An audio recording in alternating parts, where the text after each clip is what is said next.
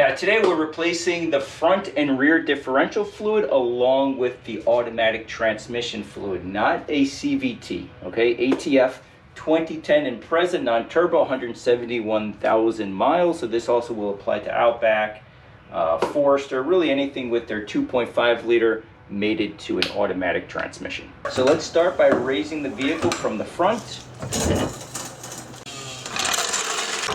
also from the rear, and placing the vehicle on jack stands. So let's start with the front differential fluid. If this is all new to you, right here is the exhaust. This is your engine oil pan. This is where we jacked the vehicle from. And then right behind that is the differential. This is the automatic transmission fluid. Look how dry everything is. 171,000 miles in the Northeast, not a drop of any leakage here. So really nice to see. You can tell this is the differential because you have the drive shafts going directly to it, and also on here you'll see diff fluid. So this is a T70 fastener, and here's our T70 Torx bit. And then I have a small extension. This came with a serpentine belt removal kit. You can even use a breaker bar. And then we place the Torx bit on the fastener, 3-pound hammer. This makes the job really easy. And there we go. Now this was last replaced roughly 8 years ago. Still looks really, really clean. There's really no service interval according to Subaru. They just state to inspect it every, I think, 30,000 miles, but we'll replace it obviously anyway today. So now we're cleaning off the drain plug, and on the end you will find a magnet. Perfectly normal when you see these small metal residue flakes. That is not an issue. If you find large chunks of metal, different story. Then you have an issue inside the differential. Regarding the washer, it all depends on the color washer that you have. So in this case, this is a black washer, and it calls for 52 foot-pounds when it comes time to placing this back on the differential. So just clean the area, and then we can reinstall our drain plug. So once again, 52 foot-pounds, and we'll go over to the rear differential.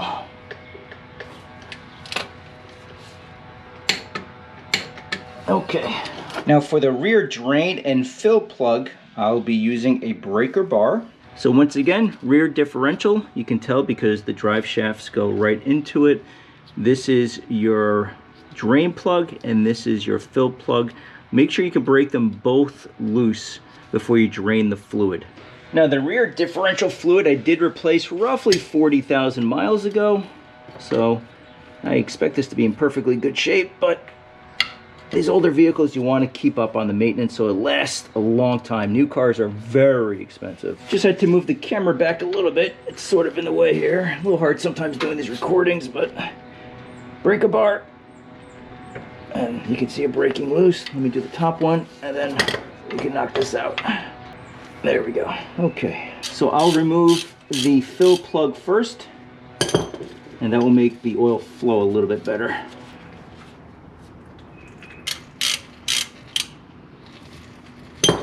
Easy enough to do at home. Really important because if you don't replace the fluid often, you can get torque bind, which is something I showed a few years ago. And there we go. Fluid looks really, really good. So once again, cleaning everything off. This is the fill plug, and this is the drain plug. Again, a magnet, just inspect it. Then you just want to clean everything off. As you can see, this is RTV sealant. When you reinstall this, you're going to add just a little bit of RTV sealant, and that just prevents any leaks. So let me just clean this off. So this is just a 60 grit sanding block, and this removes any old surface rust, the sealant, very quickly and easily. And then some super clean, really good cleaning action. Clean everything off, and then we can reinstall the new fluid. And then lastly, just a little bit of RTV sealant. Oh, that's way too much. Way too much. But I'll clean this off. So now we're just going to reinstall and add in the fluid here.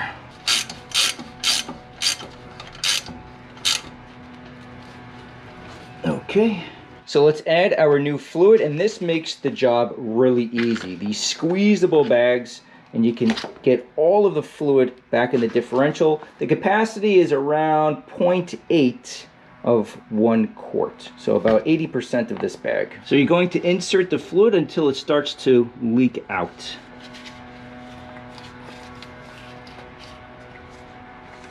These bags are so convenient. And there we go. Whoops. So on the fill plug again, just a little bit of gasket, and then we can move over to the transmission fluid. I'll just clean this off, and then let's add the front differential fluid. So the fill plug, or the fill port for the front diff fluid, is the passenger side. You'll see a dipstick right here, and then you just need a long, it helps, but if you have a long funnel, so you don't make a big mess. Now the capacity for the front diff fluid is roughly 1.2 quarts, so we may end up being just perfect with 2 quarts. So let's add the first quart, and then I'll check with the dipstick. So I've placed almost 2 full bags between the front and the rear. And let's take a look.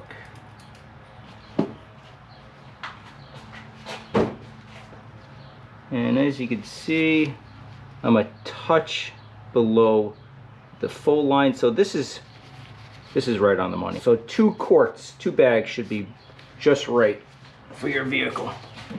Okay, let's do the ATF and we'll be all done. What is this? Okay, this is a 17.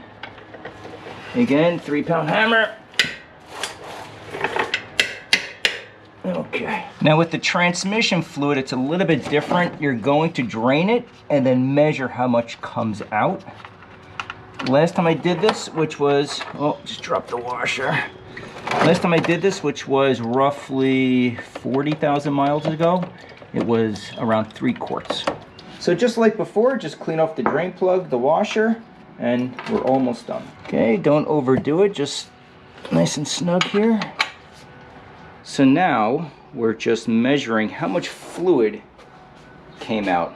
Again, last time it was roughly 3 quarts. So just carefully do this. Now just under 3 quarts were extracted. Let me show you where you add the fluid. Right over here on the driver's side is the transmission dipstick.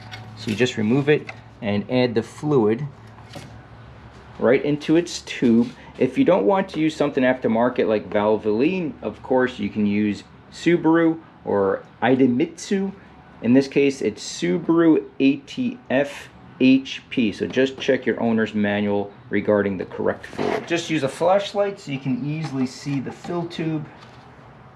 And I'll start adding roughly 2.5, and then I'll check with the dipstick and slowly add enough fluid. So on the dipstick, you'll notice 2 markings. You have a cold and a hot.